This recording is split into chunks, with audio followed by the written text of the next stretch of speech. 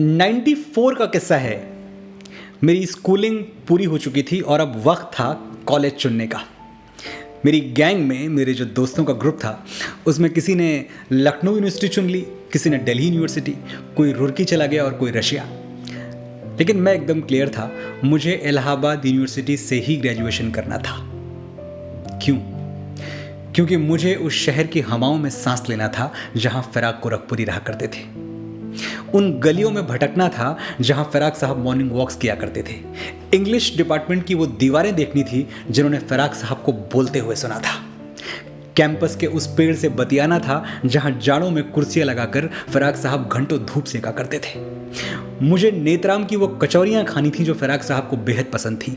मुझे कटरे के वो चायखाने देखने थे जहां बैठकर फिराक साहब दोस्तों को शेर सुनाया करते थे। बहुत पहले से उन कदमों की आहट जान लेते हैं, तुझे ए जिंदगी हम दूर से पहचान लेते हैं। तबीयत अपनी घबराती है जब सुनसान रातों में हम ऐसे में तेरी यादों की चादर तान लेते हैं। मेरी टू डू लिस्ट बहुत लंबी थी और इसीलिए मैंने अपनी सारी ताकत झोंक दी पीसीबी हॉस्टल में रहने के लिए। पीसीबी छात्रावास 8x4 बैंक रोड से काफी करीब था। 8x4 बैंक रोड फिराक साहब का एड्रेस, 8/4 बैंक रोड। यूनिवर्सिटी में मेरा पहला दिन और आखिरी दिन, दोनों के बीच तकरीबन 4 साल का वक्फा। इन 4 सालों में और कुछ भी बदला हो, बैंक रोड की परिक्रमा करने का मेरा नियम कभी नहीं बदला। लक्ष्मी चौराहे पर शाम की चाय और बंद मक्खन खाने के बाद मैं हर शाम उन गलियों का तवाफ करने निकल पड़ता जहां आज भी मुझे फिराक साहब के कदमों की आहट सुनाई देती थी। अक्सर वहां ऐसे लोग भी टकरा जाते जिन्होंने फिराक साहब को देखा था, उनके साथ वक्त गुजारा था। ऐसे लोगों से मिलके मुझे खुशी होनी चाहिए थी, लेकिन दरअसल मुझे जलन होती थी। फिराक साहब ने सच ही कहा था, आने वाली नस्लें तुमसे रश करेंगी हम असरों, जब ये ख्याल आएगा उनको तुमने फिराक को देखा था। मुझे ये सब बातें आज इसलिए और ज़्यादा याद आ रही हैं क्योंकि आज हिंदी उर्दू शायरी के इस युग पुरुष का जन्मदिन है। जुबानों के जानकार मानते हैं कि अगर मॉडर्न उर्दू पोइट्री में गालिब के बाद कोई एक नाम चुनने की शर्त हो, सिर्फ एक नाम, तो वो नाम फिराक गोरखपुरी का होगा। इतना बड़ा रुतबा है फिराक साहब का, और ये सिर्फ उनके शेरों, उनकी गज़लों, उनकी नज़मों की बदौलत नहीं है। उनके भक्कड़पन, उनकी जिंदा दिली, छोटे बड़े को एक मानने वाली उनकी सोच और उस शख्सियत का नतीजा है जो अपने जीते जी ही लेजेंड बन चुकी थी, जिसकी कहानियां यूनिवर्सिटी कैंपस में दिन रात गूंजती रहती थी।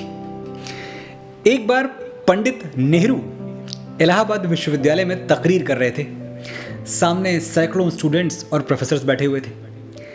अपने भाषण के दौरान पंडित जी ने इतिहास का कोई वाकया सुनाया और उसका साल बताने में गलती कर गए। हिस्ट्री डिपार्टमेंट के एक सीनियर प्रोफेसर खड़े हो गए और उन्होंने तकरीर के बीच में पंडित जी को टोक दिया। पंडित जी, माफ कीजिएगा, लेकिन यह घटना उस साल में नहीं हुई जिस साल में आप बता रहे हैं। वो साल तो कोई और था। जाहिर सी बात है, पंडित जी एक पल के लिए झेंप गए। फिराक साहब ये देखकर कैसे चुप रह सकते थे। अपनी कुर्सी से बैठे बैठे कड़क के बोले, sit down professor, sit down. You are a crammer of history and he is the creator of history. तुम इतिहास रटते हो और वो इतिहास रचते हैं। नेहरू जी मुस्कुराने लगे और पूरा मजमा तालियों और ठहाकों से गूंज उठा।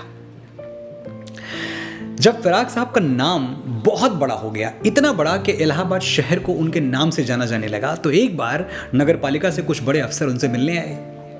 चाय नाश्ते के बाद उन्होंने फिराक साहब को बड़ी इज्जत के साथ बताया कि नगर पालिका ने बैंक रोड चौराहे पर उनकी एक प्रतिमा लगाने का फैसला किया है।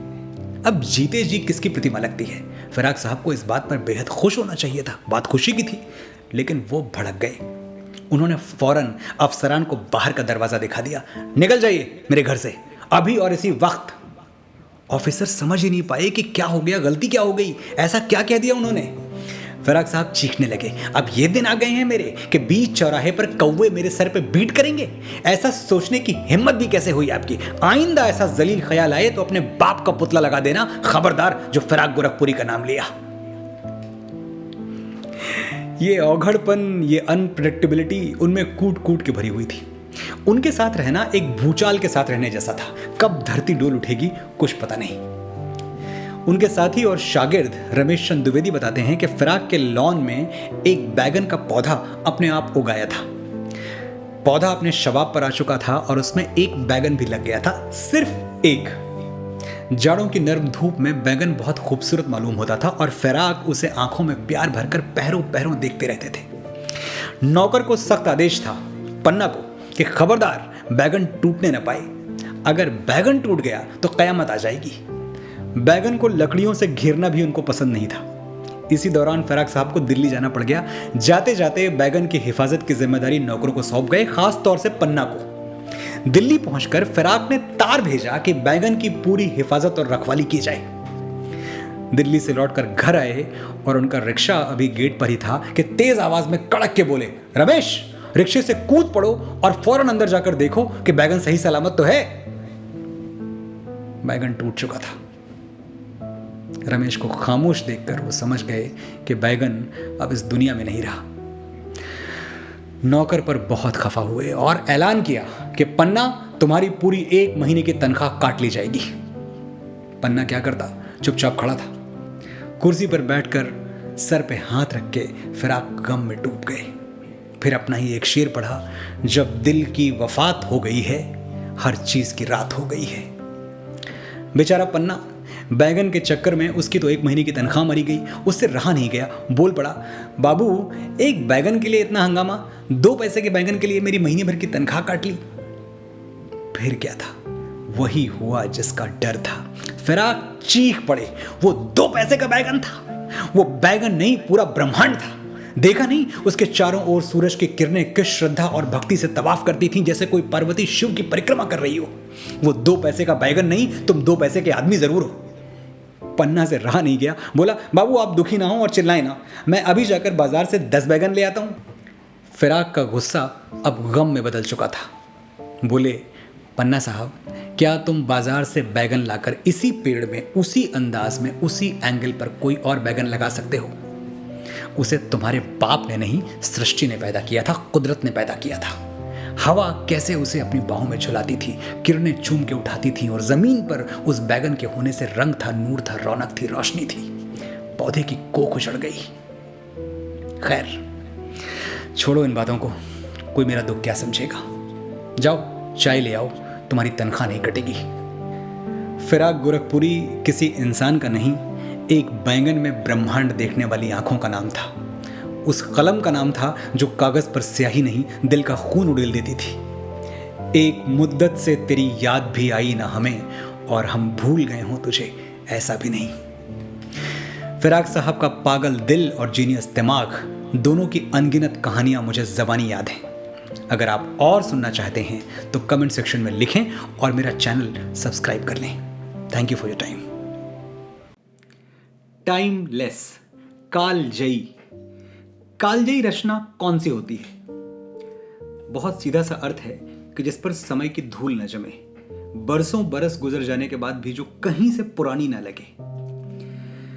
1936 में पहली बार मुंशी प्रेमचंद की एक शॉर्ट स्टोरी पब्लिश हुई थी जामिया में, जिसका नाम था कफन। प्यार किए बिना कोई संपूर्ण कैसे हो सकता है? योद्धा वही है जो हजारों को मार गिराए लेकिन नैनों का एक तीर न सह पाए। इश्क के भंवर में अपनी कश्ती फेंकने से पहले उसने अपने दिल का डर सलीम पर जाहिर किया था। कहाँ सलीम का रुतबा, कहाँ अनारकली, ये ऐसी शाखे तमन्ना है जो कभी ना फली। हुजूर, एक ना एक दिन ये बात आएगी कि तख्तो ताज भले हैं कि एक कनीज भली। भले कच्ची उम्र में जिंदगी की शाम आ जाए, ये मुमकिन ही नहीं कि खून पे इल्जाम आ जाए। हमारे गांव में बहनें उसे राखी न बांधेंगी, पलट के जंग से भाई अगर नाकाम आ जाए। सावन की झड़ी जब लगती है, बूंदों में तू ही बरसता है। तू ही तो है जो झरनों के पानी में छुप के हंसता है।